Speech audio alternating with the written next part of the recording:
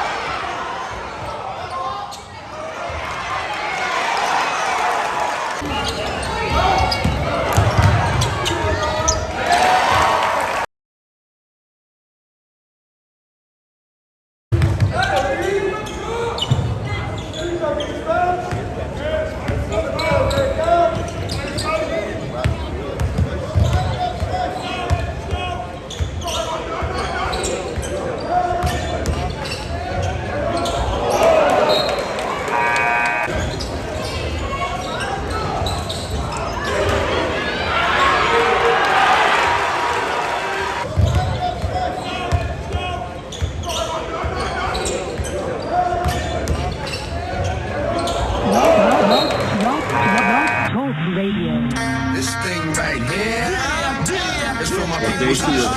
Running here at the Maui Invitational, and this is the day when, especially in the morning, these are teams who lost the day before, and things are going to happen on this one.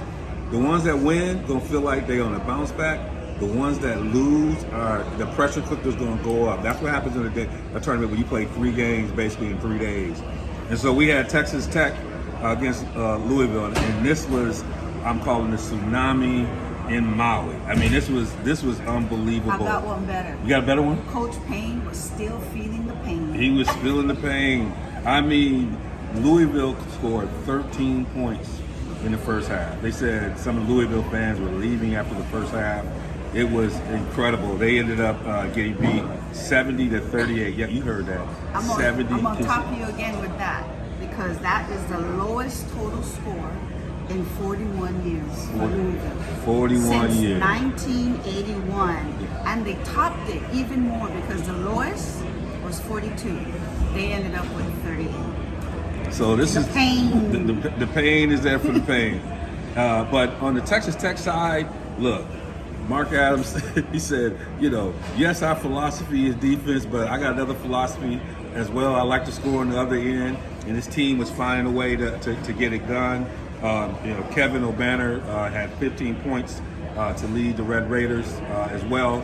But I think Bacho is like the motor that drives them. He had 9 points. So they got to find a way to get him more points, as Coach Adams talked about. But he's active when he is running the floor, when he's rebounding.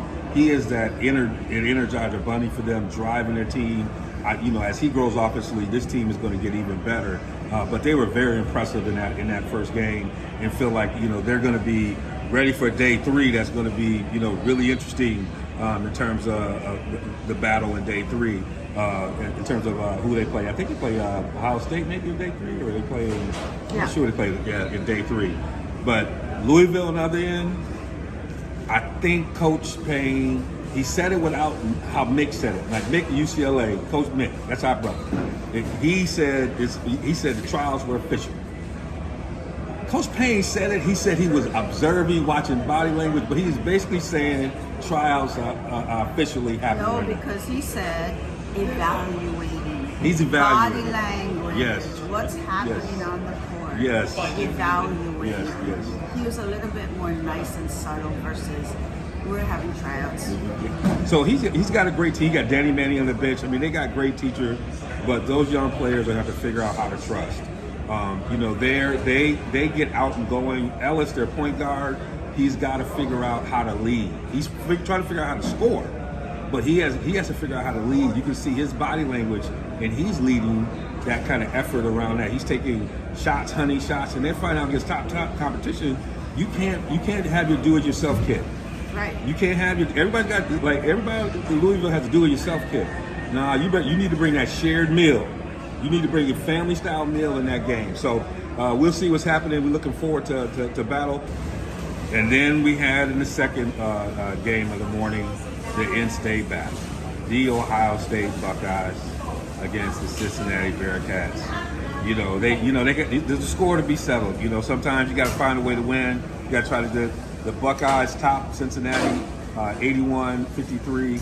And I think what's really good about it, we talked about it with him in the press conference, is Zed Key was just much more active. He's able to get to his space, operate a little bit more. You know, he's playing against San Diego State, but he's a junior against San Diego State. He wasn't like he's a freshman against San Diego State. He still should have been, but he looked like he was rushing. He looked like he was not playing cool. In this game, he took charge and seemed to get control. You know, as Coach Wes Miller was saying, he was getting where he wanted to get. He was getting deep under the basket, pushing the defender under the basket, establishing posts, and I think that was opening up the rest of the floor for everybody to get going. But he was definitely the catalyst for that team. Well, didn't Coach say that he had a talk with him last night, saying he expected more, especially a player that caliber and of junior status. So he apparently got the message. But what the real story is how poorly Cincinnati played. Landers Nolly had 29 points 33. And he had 9 3-pointers today. Yesterday, sorry. Today he had 2 points the whole entire game, which is pretty crazy. He couldn't do nothing. In fact, the 2 leading scorers for Cincinnati didn't get a basket until well into the second half. Their leading scorers are Landers and David DeJulius. Also, another thing that we talked about between the two of us is they had no assists. No assists until the second half of the game as well. So that played a real big part in Cincinnati not doing anything against Ohio State. But you know, Bruce Thornton was getting his mix, and Bryce Sandoval finally started to get on. He had been double kind of play, you know, making things happen in double figures. It seemed like he got comfortable in this game, found his range, hit a couple of nice shots between him and Sean McNeil. They had a run where both of them knocked down some shots to kind of get the run going. And so it feels like, you know, one of the things that they were trying to get going is the consistency.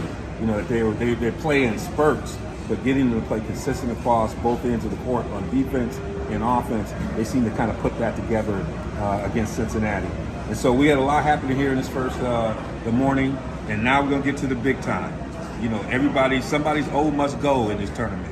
That's what we got in these next one. We got nothing but heavy hitters coming to you next. So thanks for being with us here at the Maui Invitational. We're on the road at the Maui Invitational with RSG. We want to thank our sponsors, Asta Mahana at Kahana Poly, as my producer would tell me, and Bowman Medical Group. They all been riding us with day one. Check out, we're gonna have an interview with both our sponsors. Look out for that as well. Log Talk Radio. This thing right here is for my peoples in the streets. Yes.